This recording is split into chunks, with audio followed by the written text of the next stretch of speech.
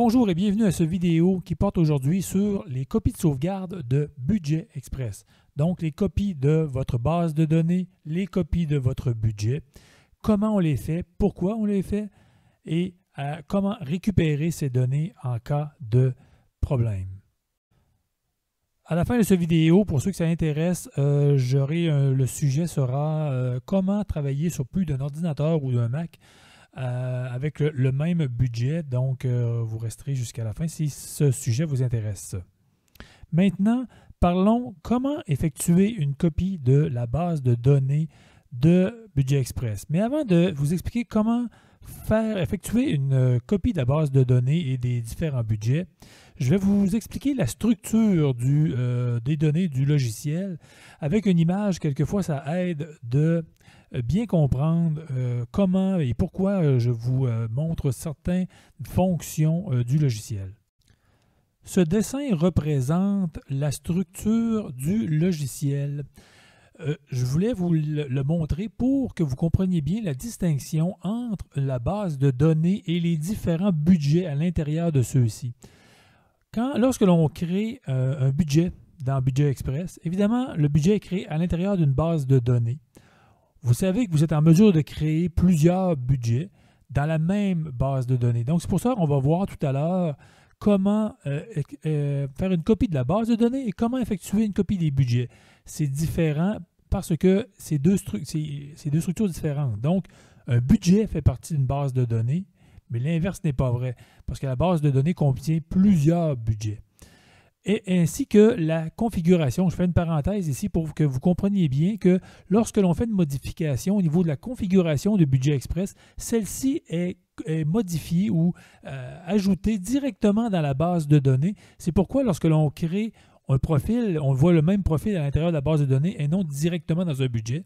Même chose que pour un poste budgétaire que nous avons créé dans la configuration. Bien important de faire une distinction entre les données de configuration et les opérations. Donc, un poste budgétaire que nous aurions créé dans la configuration, celui-ci sera disponible dans tous les budgets. Donc, et vice-versa, si on les modifie ou si on en enlève, c'est le même cas. Donc, on l'enlève directement de la base de données. Donc, c'est important de bien comprendre la distinction. Un budget comprend ses propres opérations, une opération, une dépense, un revenu, un crédit, une carte de crédit. Chacun est individuel. Mais les trois budgets, dans le cas présent, appartiennent tous à la même base de données. Et c'est pourquoi nous allons voir tout à l'heure que lorsque l'on fait des copies de sauvegarde, il y en a deux façons de faire. On a une copie de la base de données, donc qui copie tous les budgets, évidemment. Et on a les copies individuelles de chacun des budgets qui me permet d'avoir une copie de sauvegarde de ceux-ci qui sont utilisables uniquement dans la même base de données. Donc, c'est important tout d'abord d'avoir toujours une copie de la base de données. Maintenant que nous comprenons bien la structure du logiciel au niveau de la base de données et des différents budgets, je vais tout d'abord aller directement dans le profil. Vous avez bien compris tout à l'heure que le profil usager est partie intégrante de la base de données. Évidemment, chacun des budgets qui sont ici, qu'on a vu tout à l'heure dans ma structure, eux sont individuels. Donc, je peux changer de budget. Je suis présentement dans le budget numéro 1. Donc, j'ai mes propres opérations par budget. Donc, on peut avoir plusieurs budgets dans le logiciel. Il n'y a pas nécessairement de limite. Ça, c'est une autre vidéo qui vous expliquera comment faire des copies de budget ou créer des nouveaux budgets. Mais avant de vous montrer la copie d'un budget, on va effectuer la copie de la base de données car c'est vraiment la base d'avoir une copie de sauvegarde du logiciel, c'est vraiment d'avoir une copie de la base de données. Donc, je vais cliquer sur mon petit bonhomme qui est ici. Je vais aller dans l'écran à propos. C'est à cet endroit que on va être en mesure d'exporter notre base de données. Si vous n'avez pas accès à cet écran, c'est probablement que vous n'avez pas encore mis à jour le logiciel avec l'application au niveau, avec la date du 2 juillet 2018. C'est l'application c'est la mise à jour dans laquelle vous êtes en mesure d'exporter votre base de données. Si vous ne voulez pas effectuer la mise à jour, vous n'êtes pas obligé. Vous pouvez écrire un courriel à support@budgetexpress.com. Je vous expliquerai comment exporter ce fichier manuellement, car la copie d'un budget uniquement ne peut pas être récupérée dans le cas où on perdrait vos données pour X raisons. Donc, je vais exporter ma base de données. En cliquant sur exporter la base de données, j'effectue en fait une copie de sauvegarde de celle-ci. Donc, je vais aller directement sur mon bureau. Je vais le mettre sur mon bureau. Donc, en cliquant sur « Sélectionner le dossier sur le bureau », mon exportation a été effectuée. Je n'ai pas besoin de nommer le fichier car on connaît déjà son nom, c'est database.db. Le fichier est ici. Il a été copié sur mon bureau et bon, en fait, il va me servir de copie de sauvegarde. C'est important de le garder ailleurs que directement sur son ordinateur, comme sur une clé USB, sur le cloud, sur Google Drive ou quelque chose comme ça, pour être certain de pouvoir récupérer ce fichier en cas de problème majeur avec votre ordinateur principalement ou avec le logiciel. Donc, je vais retourner à l'intérieur de celui-ci.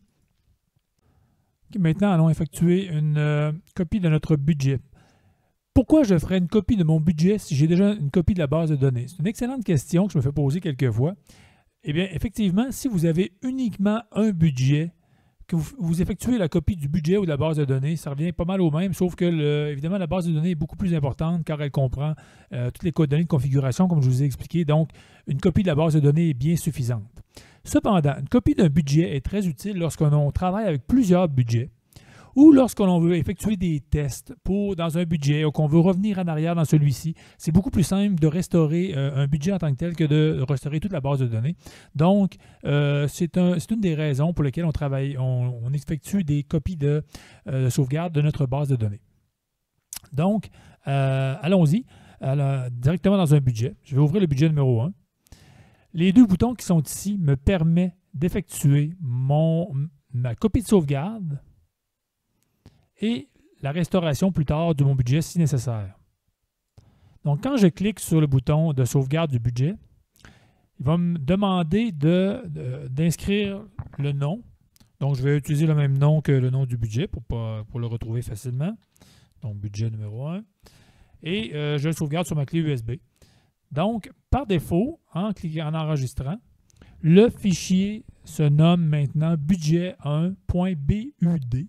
Donc, si je veux restaurer celui-ci après avoir travaillé dans le budget, restaurer veut dire revenir en arrière, évidemment. Donc, si je restaure ce budget, je pourrais aller chercher le budget numéro 1 qui, comme je vous mentionnais tout à l'heure, c'est un budget qui s'appelle un fichier .bud. Donc, c'est toujours la nomenclature qui va être utilisée pour différencier la copie d'un budget versus la base de données qui s'appelle toujours database.db. On peut le renommer en passant le database.db, c'est possible de le renommer tant aussi longtemps qu'on conserve l'extension .db. Donc, je vais restaurer mon fichier. Ce qui est bien important, vous allez le voir une fois que la restauration a été effectuée. Bon, voilà, j'ai restauré avec succès. Maintenant, on va distinguer, on va faire une distinction importante. Je vais aller dans le budget numéro 2.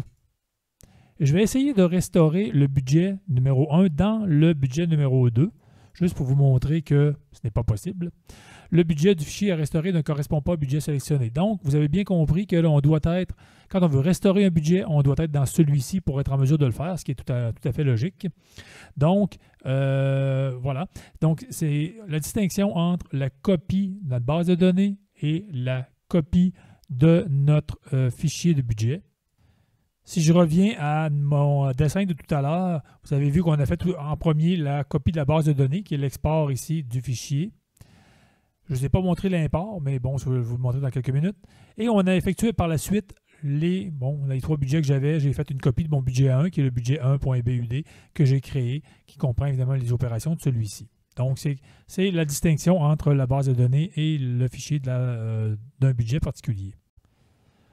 Si on a besoin de récupérer une base de données car il y a eu un problème quelconque, bon, vous avez deux façons de pouvoir importer votre base de données. Je vais retourner dans l'écran à propos. Vous l'avez probablement vu tout à l'heure. Le bouton importation qui est ici me permet d'importer ma base de données. Donc, évidemment, lorsque je clique sur importation, il va tout de suite trouver un fichier de type DB, donc database, que je pourrais récupérer si je le voudrais.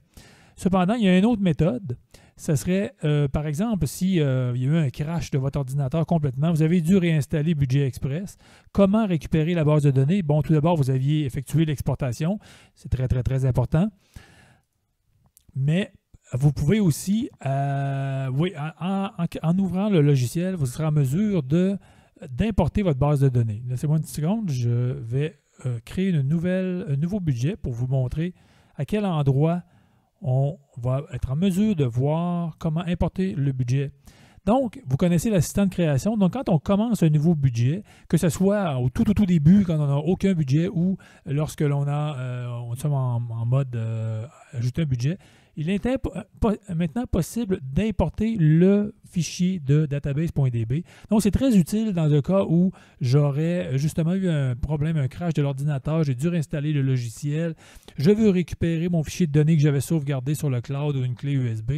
Donc, après la première ouverture, vous serez en mesure tout de suite d'importer vos données. Vous n'aurez pas à travailler dans l'assistant, créer votre budget, etc.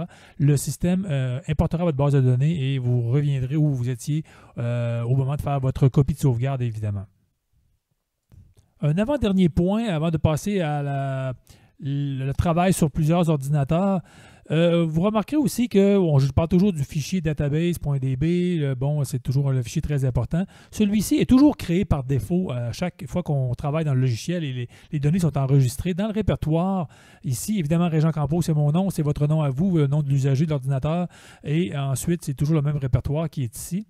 Et en plus, on crée toujours un fichier par défaut qui s'appelle un backup qui est créé automatiquement. Vous n'avez rien à faire, ça se fait automatiquement à l'ouverture du logiciel. À chaque ouverture du logiciel, on crée un backup des données. Donc ça, c'est dans le cas où, par exemple, il y aurait une panne d'électricité ou quelqu'un fermerait l'ordinateur par erreur.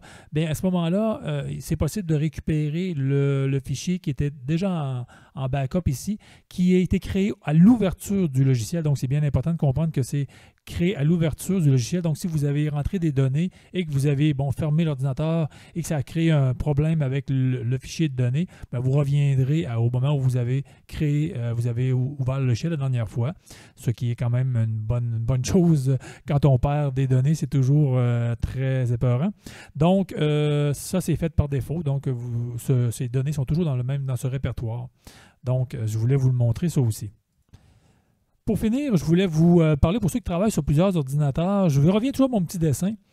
Donc, tout d'abord, quand on a expliqué comment faire une exportation de la base de données, comment faire une copie de sauvegarde de nos budgets, les gens qui travaillent sur plus d'un ordinateur et qui voudraient travailler sur un même budget ou deux budgets, vous pouvez toujours exporter votre fichier de base de données dans un endroit et l'importer dans l'autre ordinateur ou Mac. C'est la même chose sur un Mac en passant. À part le répertoire du fichier tout à l'heure que je vous ai montré ici, c'est le répertoire de Windows. Je travaille sur Windows. Sur Mac, si vous avez besoin du chemin, vous avez juste à m'écrire.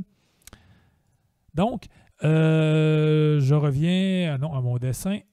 Oui, donc, si vous voulez travailler sur plus d'un ordinateur, vous pouvez copier une seule et unique fois le fichier du database d'un ordinateur à l'autre et par la suite, utiliser uniquement les copies d'un budget. Donc, si vous travaillez sur le budget 1 uniquement sur plusieurs ordinateurs, bien, vous n'avez pas toujours à exporter vos données, réimporter vos données. Vous pouvez le faire uniquement la première fois de tout et par la suite, travailler uniquement avec vos fichiers .bod que vous pouvez vous transférer à chaque session que vous travaillez d'un ordinateur à l'autre. Donc, c'est ce qui fait cette distinction. Il y a un article qui explique exactement le déroulement un article sur le blog de Budget Express qui explique exactement cette procédure. Donc, je vous invite à le consulter pour savoir, pour ceux qui ça pourrait intéresser. Donc, voilà, ça conclut pour toutes les copies de sauvegarde de Budget Express. Comme d'habitude, si vous avez des questions, n'hésitez surtout pas à écrire au support à budget-express.com. Il me fera plaisir de vous répondre à toutes les questions qui sont quand même très importantes quand on parle de copie de sauvegarde de nos données.